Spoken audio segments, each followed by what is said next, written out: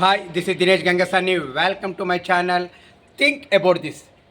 ఈరోజు కూడా మనము తెలంగాణ స్టేట్ బోర్డుకు సంబంధించి సోషల్ సబ్జెక్టులో కొన్ని ముఖ్యమైన ఆర్టికల్స్ ఏవైతే ఇవ్వడం జరిగిందో వాటిని మీకు ఈరోజు వీడియోగా చేసి అప్లోడ్ చేస్తానండి.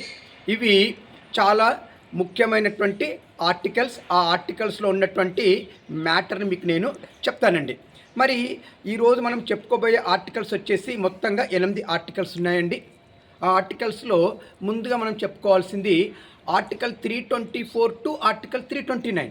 ఆర్టికల్ 324 టు ఆర్టికల్ 329 అనగా 324, 325, 326, 327, 328, 329 ఈ మొత్తం ఈ ఆర్టికల్స్ అన్నీ కూడా కాన్స్టిట్యూషన్లో ఏం చెప్తుందంటే పేరా 15లో ఇవి అంటే పార్ట్ 15లో ఈ ఆర్టికల్స్ పార్ట్ 15లో ఏం చెప్తున్నారంటే ఎలక్షన్ కమిషన్ రిలేటెడ్ అండి. ఇవన్నీ కూడా అంటే ఎలక్షన్ కమిషన్ ఫార్మేషన్, వాటి పవర్స్, ఎలక్షన్ కమిషన్ చేసే ఫంక్షన్స్ గురించి ఈ ఆర్టికల్స్లో సవివరంగా మనకు నోట్స్ ఉంటాయండి, అంటే నోట్ ఉంటుంది.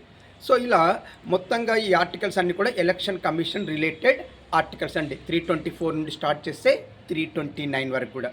నెక్స్ట్ ఆర్టికల్ 324 6th సెక్షన్ వచ్చేసి 324 6th ఇది వచ్చేసి మనకి ఏం చెప్తుందంటే ఎలక్షన్ కమిషన్ ఎలక్షన్ టైంలో ప్రెసిడెంట్ అండ్ గవర్నర్ పర్మిషన్ తీసుకొని గవర్నమెంట్ ఎంప్లాయీస్ సర్వీసెస్ని యూటిలైజ్ చేసుకోవచ్చండి. గవర్నమెంట్ ఎంప్లాయీస్ సర్వీస్ని యూటిలైజ్ చేసుకోవచ్చు ఆర్టికల్ 324 సెక్షన్ 6ని ఉపయోగించి. నెక్స్ట్ మనము ఆర్టికల్ 370 గురించి చూద్దామండి. ఇది ఆర్టికల్ 370 వచ్చేసి special privileges to Jammu Kashmir state అండి. Special privileges to Jammu Kashmir state. కానీ గత కొన్ని సంవత్సరాలుగా ఈ యాక్ట్ని, ఈ ఆర్టికల్ని ఎన్డీఏ గవర్నమెంట్ అంటే బీజేపీ గవర్నమెంట్, మోడీ ప్రభుత్వము దీన్ని రద్దు చేసిందండి. కానీ టెక్స్ట్ బుక్లో ఉంది కదా అని చెప్పి మీకు చెప్తున్నాను. కానీ ఇప్పుడు ఇది లేదండి. ఆర్టికల్ 370 ఇది వచ్చేసి ఆర్టికల్ 370 యాక్చువల్గా జమ్మూ కాశ్మీర్కి స్పెషల్ ప్రివిలేజెస్ కోసం పెట్టినటువంటి ఆర్టికల్ అండి. ఇప్పుడు ఇది లేదండి. నెక్స్ట్ ఆర్టికల్ 356 ప్రెసిడెంట్ రూల్ పెట్టడానికి, ప్రెసిడెంట్ అంటే రాష్ట్రపతి పాలన పెట్టే ఆర్టికల్ అండి ఇది. నెక్స్ట్ ఆర్టికల్ 21 వచ్చేసి article 21 right to life and personal లిబర్టీకి సంబంధించి, right to life and personal లిబర్టీకి సంబంధించినటువంటి ఆర్టికల్ ఏదండి, ఆర్టికల్ 21. అలానే ఆర్టికల్ 17 వచ్చేసి, ఈ ఆర్టికల్ 17 వచ్చేసి అబాలిషెస్ the practice of untouchability, అబాలిషెస్ the practice of untouchability. మరి ఇలానే ఇప్పుడు నేను చెప్పుకోబోయే ఆర్టికల్స్ ఏవైతే ఉన్నాయో అవన్నీ కూడా రైట్ టు ఫ్రీడమ్కి సంబంధించినవండి. రైట్ టు ఫ్రీడమ్కి సంబంధించినవి. అవి ఆర్టికల్ 19, 21A అండ్ ఆర్టికల్ 22. మళ్ళీ ఒకసారి చెప్తాను చూడండి. Article 19, article 21A and article 22 ఇవన్నీ కూడా రైట్ టు ఫ్రీడానికి సంబంధించినటువంటి ఆర్టికల్స్ అండి.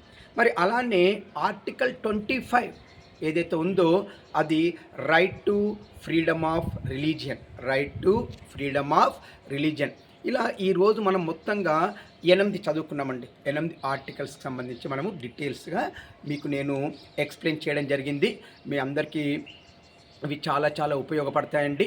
వీటిని బాగా ఒకసారి 1-2 సార్లు వీడియోని చూసి వీటిని నేర్చుకోండి. ఇంకా మున్ముందు ఇంకా ఉపయోగపడే ఆర్టికల్స్ని కూడా నేను మీకు వీడియోలు చేసి నేను అప్లోడ్ చేస్తుంటాను. ఇలా మంచి మంచి కంటెంట్లతో మీకు నేను వీడియోలను అప్లోడ్ చేస్తూనే ఉంటానండి. మీరు చేయాల్సిందల్లా ఒక్కటే, నా ఛానల్ని ఎంకరేజ్ చేయండి, సబ్స్క్రైబ్ చేసుకోండి, లైక్ చేయండి, షేర్ చేయండి, గంట బటన్ ప్రెస్ చేయండి. ముందుగా మీకు నోటిఫికేషన్స్ వస్తుంటాయి. ఇంకా నా ఛానల్ ఎవరైనా సబ్స్క్రైబ్ చేసుకొని ఇంకా వీడియోలు చూడని వాళ్ళు ఉంటే టైం చూసుకొని, నా కోసం టైం చూసుకొని, వీలు చూసుకొని ఒక్క 10 నిమిషాలు అలా చూడండి. చాలామంది సబ్స్క్రైబ్ చేసుకున్న వాళ్ళు చూడట్లేదండి ఎక్కువ. కాస్త చూడండి. నా కోసం ఒక్క 10 మినిట్స్ కేటాయించి ఒక్కసారిగా నా వీడియోలను చూడండి. ఏదైనా తప్పు ఉంటే నాకు కామెంట్ రూపంలో తెలియచేయండి, నేను రెక్టిఫై చేసుకుంటాను. అలానే ఇంకా మీకు తెలిసిన వాళ్ళు ఉంటే నా ఛానల్ సబ్స్క్రైబ్ చేసుకోమని చెప్పండి. నన్ను మొత్తంగా మీరే కదండి నన్ను ఎంకరేజ్ చేస్తేనే కదా నేను ఇంకా మీకు మంచి మంచి వీడియోలను అప్లోడ్ చేస్తూ ముందుకు వెళ్తుంటాను. ఇట్లు మీ దినేష్ గంగసాని.